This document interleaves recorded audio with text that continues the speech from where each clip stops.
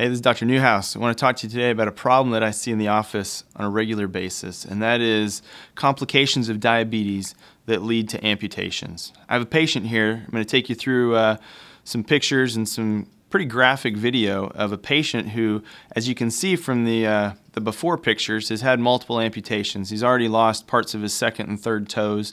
There's a scar on the outside of his foot where he lost some bone behind his baby toe. We tried to salvage that toe. Here he has a wound in the toe where the toe got caught on a sock in a shoe and literally started to tear. Tore the skin in between the fourth and fifth toes. So this toe is really not hanging on by much because the bone behind it deeper into the foot has already been removed.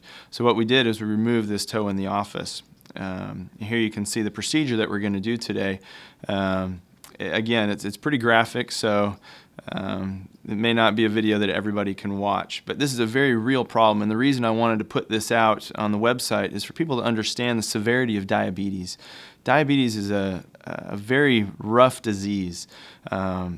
People develop neuropathy. They get numbness in their feet, which leads to wounds and sores that they don't feel, that they don't realize that they're starting to get infected. People lose toes on a regular basis. They lose feet. They lose their legs. People die from complications related to diabetes. So in this procedure here, I'm able to do a procedure like this in the office because this patient does not have good feeling. Though I do numb the area up just to make sure that there's no feeling with, of course, removing a toe, I could have done this procedure without any anesthetic at all because this patient literally has no feeling.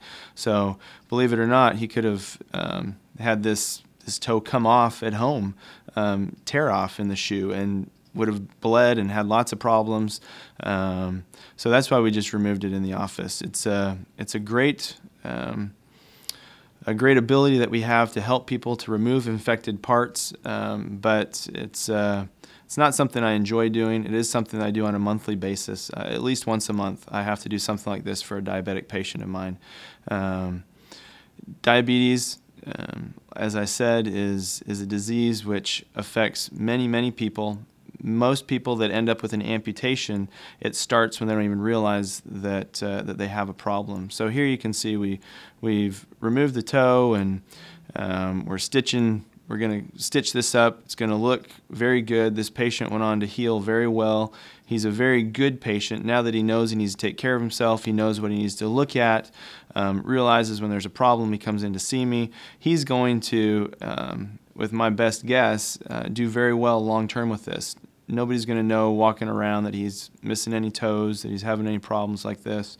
Now that he's got his blood sugar under better control, he understands the severity of the disease because he's been through such a, multiple events with losing toes like this. He came in right away when he noticed that this toe was in trouble, and we were able to help him out, and removing the toe was the best thing in this situation. The toe at this point had been, for cosmetic reasons, left intact, and obviously now needed to come off. Again, it's a procedure I can do in the office. He certainly would need antibiotics and was given antibiotics afterwards. But I just want people to see the severity of the disease and see why you need to take care of yourself, why you need to take your feet seriously when you have diabetes. I hope this answers some questions and drives home the point that people really can lose toes from diabetes. That you need to take your feet seriously, so this doesn't happen to you or anybody that you love. So I hope that answers the questions, and thanks for tuning in and checking out our website.